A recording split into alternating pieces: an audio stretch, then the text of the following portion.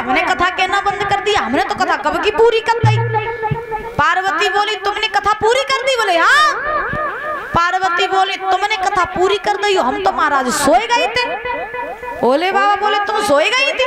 बोली हाँ। भोले बाबा बोले तुम सोए गई थी, फिर कथा किसने सुनी? अब पार्वती बोली हम क्या जाने कथा किसने सुनी, तुम ही जानो, जाने जाए तुमने सुनाई होवे, भाई ने सुनी हुई। भोले बाबा ने ध्यान धर के देखा तो क्या देखा कि तोती के बच्चे ने अमर कथा सुन ली। आज भोले बाबा को क्रोध आ गया। भोले बाबा अपना त्रिशूल लेकर के महाराज उस तोती के बच्चे को मारने के लिए दौड़े। तोती का बच्चा समझ गया कि अब महाराज मारे जाइए। तो तोती का बच्चा भागने लगा, आगे आगे तोती का बच्चा पीछे पीछे। भोले बाबा भागते भागते भागते भागते भागते भागते महाराज व्यास जी की कुटिया के पास में पहुंचे। ये तोती का बच्चा जब व्यास जी की कुटिया के पास में पहुंचा तो व्यास जी की पत्नी थी जिनका नाम था आईडी। तो आईडी छत पे खड़े होकर के केस सुखा रही थी। तो आईडी को जमाई आई, जमाई, और जब जमाई आई तो जमाई के लिए आईडी ने अपना मुख खोला, और जैसे ही मुख खोला तो तोती का बच्चा मुख में जाकर गर्भ में प्रवेश कर गया। जब तोती के बच्चे ने गर्भ में प्रवेश किया तो आज भोले बाबा भी भागते भागते व्यास जी के पास में आए, और व्यास जी के पास में आकर के भोले बाबा ने कही, जब बताओ भैया व्यास जी तुमने मेरे चोर को देखो, चोर। व्यास जी बोले कौन सा चोर? और तुम्हारे कैलाश पर्वत पे कौन सो खजानो गड़ो धरो, कौन सी मोहरें धरी जो चोर चुराई ले जाए हैं? तुम्हारे कैलाश पर्वत पे तो मुर्दन की राख और बस बेई हड्डी खोपड़ी मिली, और तुम्हारी का गानो छबो धरो है चोर चुराई ले जाए। क्या बात है? भोले बाबा बोले बात जा है कि एक तोती के बच्चे ने मेरी अमर कथा सुन ली है चुपके से। सामने से सुन लेता कोई बात नहीं, आराम से सुन लेता कोई बात नहीं, लेकिन चुपके से सुनी। मैं उसे मारना चाहता हूँ। व्यास जी बोले अगर तुम बाय मार दियो तो तुम्हारी अमर कथा झूठी हो जाए है? अब उसने तो अमर कथा सुन ली, वो तो अमर हो गया, और जो अमर हो गया उसको मारा नहीं जा सकता। इसलिए तुम ऐसा करो कि तुम यहाँ से लौट जाओ, और जो है जैसा है उसे वैसा ही रहने दो। अब तो वो भाग गया होगा। अब महाराज भोले बाबा जो थे वो वहां से लौट आए, कैलाश पर्वत पर आए। इधर वो तोती का बच्चा जब गर्भ में प्रवेश कर गया तो महाराज आईडी का गर्भ दिन ब दिन बढ़ने लगा। जब आईडी का गर्भ दिन ब दिन बढ़ा तो बढ़ते बढ़ते 1 वर्ष नहीं, 2 वर्ष नहीं, 3 वर्ष नहीं, 12 वर्ष व्यतीत होने के लिए आ गए, लेकिन वो तोती का बच्चा गर्भ से बाहर नहीं आ रहा है। आईडी परेशान हो गई। आईडी व्यास जी के पास में पहुंची, बोली महाराज ये गर्भ मेरे पता नहीं कैसो है। एक माँ का गर्भ होता है कि 9 महीने के बाद में गर्भ बाहर आ जाता, बालक बाहर आ जाता है। तो आईडी के गर्भ को तो 12 साल हो गए, वो बालक बाहर नहीं आ रहा है। व्यास जी गर्भ के पास में पहुंचे, और गर्भ के पास में पहुंच करके व्यास जी ने, परीक्षित महाराज कौन चले गए? परीक्षित महाराज को नहीं पाँव रोकत करते। आज ध्यान रखना महाराज कि व्यास जी जब उस गर्भ के पास में पहुंचे तो गर्भ के पास में पहुंच करके गर्भ के हाथ जोड़े, और हाथ जोड़ करके व्यास जी ने जवाब दिया कि जो कोई भी भगवान का भक्त इस गर्भ में पल रहा हो उससे मेरी हाथ जोड़ करके विनती है कि तुम्हारी मैया को बड़ा ही कष्ट हो रहा है, आप कृपया करके इस गर्भ से बाहर आ जाइए। गर्भ से आवाज आई, व्यास जी मैं इस गर्भ से बाहर नहीं आऊंगा। अगर मैं गर्भ से बाहर आ गया तो भगवान की बनाई हुई माया मुझे पकड़ लेगी, और जब मुझे माया पकड़ेगी तो फिर मैं भगवान को भूल जाऊंगा, मैं भगवान का भजन नहीं कर पाऊंगा। व्यास जी ने जवाब दिया तुम परेशान ना हो, भगवान स्वयं आकर के तुमसे कहेंगे कि मेरी बनाई हुई माया तुम्हें नहीं पकड़ेगी।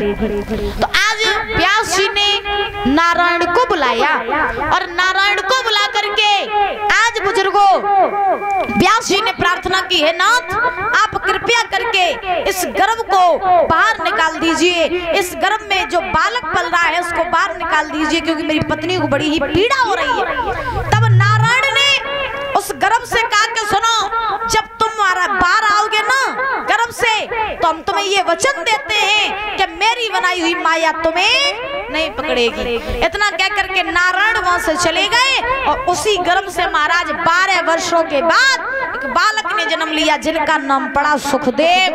बोलिए सुखदेव भगवान की। सुखदेव महाराज, सुखदेव भगवान ने अवतार लिया, जन्म लिया। जन्म लेकर के सुखदेव जी महाराज नगिन अवस्था में महाराज एक सोटा को ले लिया, कंधे पर रख लिया और रख करके महाराज सुखदेव जी महाराज जंगल की तरफ भागने लगे। अब जब जंगल की तरफ भागे तो पीछे पीछे व्यास जी उसके पीछे आईडी बोले, कहाँ जा रहे हो बेटा? मैं तुम्हारा बाप हूँ, ये तुम्हारी मैया ने 12 वर्षों तक तुम्हें गर्भ में रखा। सुखदेव जी महाराज बोले, कौन किसका बाप, कौन किसका बेटा? तुम्हें नहीं पता बाबा? पता नहीं कितने जन्मों में हम तुम्हारे बाप बने होंगे और पता नहीं कितने बार तुम मेरे बाप बने होगे। यहाँ कोई किसी का नहीं है, सारी दुनिया मतलब की है। मैं तो भगवान का भजन करने के लिए जा रहा हूँ। ध्यान रखना, इंसान जब जन्म लेता है ना परिचित महाराज, तो जन्म लेते ही इंसान को भगवान की बनाई हुई माया पकड़ लेती है। और जब इंसान को माया पकड़ती है ना तो फिर महाराज इंसान भगवान को भूल जाता है। माया क्या है? दिन रात पैसा पैसा पैसा पैसा करना, जय माया है। भगवान तो जय का जो प्रभु मोह दे दो, बहु हमें दे दो, इधर से हुआ जाए उधर से हुआ जाए। भगवान से दिन रात जय कातरा ना, हमें पैसा ही दे दो, पैसा ही दे दो, पैसा ही दे दो। इच्छाएं करते रहते, इच्छाएं अपनी इच्छाओं को व्यक्त करते रहते प्रभु से। कोई काद मोटरसाइकिल लिखवाए दो, कोई काद प्रभु गाड़ी लिखवाए दो, कोई काद 10 मंजिला घर बनवाए दो, कोई काद मेरी जब फैक्ट्री चालू करवाए दो, कोई काद बा फैक्ट्री चालू करवाए दो। भगवान से तुम जाकर नहीं कहा तो कि नाथ मेरी मुक्ति करा दो, ये क्यों नहीं तुम कहते हो? फैक्ट्री तुम्हें बन जाए, मान लो तुम्हें एक नहीं तुम्हें 10 फैक्ट्री बन जाए, फैक्ट्री का छाती पर धर के ले जाइयो। बताओ भैया, छाती पे धर के ले जाइयो फैक्ट्री, मूड पे धर ले चले जाइयो, कोई बात नहीं, हम गठरिया बना के दे देंगे। बोले गोविंद भगवान की। तो इसलिए परमात्मा से ये मत कहा करो कि नाथ मुझे मेरी फैक्ट्री बन जाए या 4 पहिया गाड़ी ले जाए। ध्यान रखना, इंसान क्यों दुखी रहता है? आज का इंसान क्यों दुखी रहता है? केवल और केवल अपनी इच्छाओं के कारण, केवल अपनी इच्छाओं के कारण। कौन सी इच्छा? भगवान से कहेगा प्रभु उसका भी पैसा मुझे दे दो, ऐसो कम हो नाथ बहू को पैसा हमें दे दो, यूं तो पैसा आ जाए, यूं तो पैसा आ जाए, जब फैक्ट्री बन जाए, बिल्डिंग बन जाए। तो इसलिए इंसान दुखी रहता है। 1 रुपया जाके पास में वो दुखी। और सबसे ज्यादा दुखी कौन रहा था? जो राजा महाराजा होता, उन्हें दिन रात चिंता ही बनी रात के पैसा तो मैं देगा इतो है, लेकिन अब जब फैक्ट्री हम बनवाए कैसे, कितने कारीगर होवे, कितो सीमेंट मोरम होवे, कितो का होवे, दिन रात यही सोच में डरे रात। तो सबसे ज्यादा दुखी बेई रात जो पैसा वाले होते। ध्यान रखना, ये बात बिल्कुल सत्य है और न मानो तुम प्रैक्टिकल करके देख लियो। सबसे ज्यादा दुखी पैसा वाले ही रही, सबसे ज्यादा। उनके पास में पैसा खूब हुई है लेकिन दान नहीं करें 1 रुपया को। दान 1 रुपया को नहीं करें। पैसा महाराज खूब भरो पड़ो, लेकिन दान करवे की महाराज सीमा नहीं है, दान करवे की हिम्मत नहीं होती। विद्वान तो यहाँ तक भी कह देते हैं, बोलू कोई तन दुखी, कोई मन दुखी, कोई तन दुखी, कोई मन दुखी, कोई धन बिन रहता उदास, थोड़े थोड़े सब दुखी, सुखी राम के दास ओ प्यारे, सुखी राम के दास।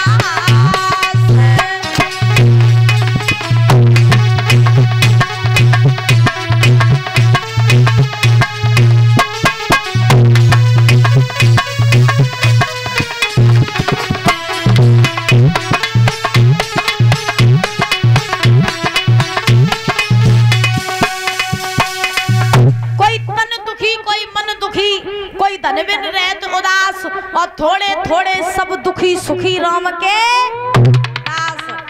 हाँ कोई पैसा तो दुखी, कोई यारी बीमारी तो दुखी, काऊ के ढेंगा खूब पैसा है तो महाराज शरीर तो ठीक ना है, काऊ करे संतान नहीं, और काऊ के ढेंगा पैसा नहीं है तो महाराज कोई पैसा कोई दुखी। तो इसीलिए कहा जाता दुनिया में थोड़े थोड़े सब दुखी, सुखी कौन रहता है? जो भगवान के दास होते हैं। तो ध्यान रखना, भगवान में मन लगाओ, भगवान के लिए दिल लगाओ और दुनिया के लिए दिमाग लगाओ। ये बात मेरी ध्यान रखना, भगवान के लिए दिल लगाओ और दुनिया के लिए दिमाग लगाओ, क्योंकि दुनिया भगवान नहीं है। कितना भी पैसा कमाओ ये यहीं पड़ा रह जाएगा, और अगर मन ईश्वर से लगा लोगे तो यहाँ पर भी तुम्हारी मुक्ति और वहां पर भी तुम्हारी मुक्ति हो जाएगी। ये बात मेरी गांठ बांध के जानो, दुनिया में दिल ना लगाओ। आजकल के लोग दुनिया में दिल लगाते हैं, भगवान से दिमाग लगाते हैं। हमने देखा कि दुनिया में दिल लगाते हैं, भगवान से दिमाग लगाते हैं। हाँ बहुत दिमाग लगाते हैं आजकल भगवान से लोग।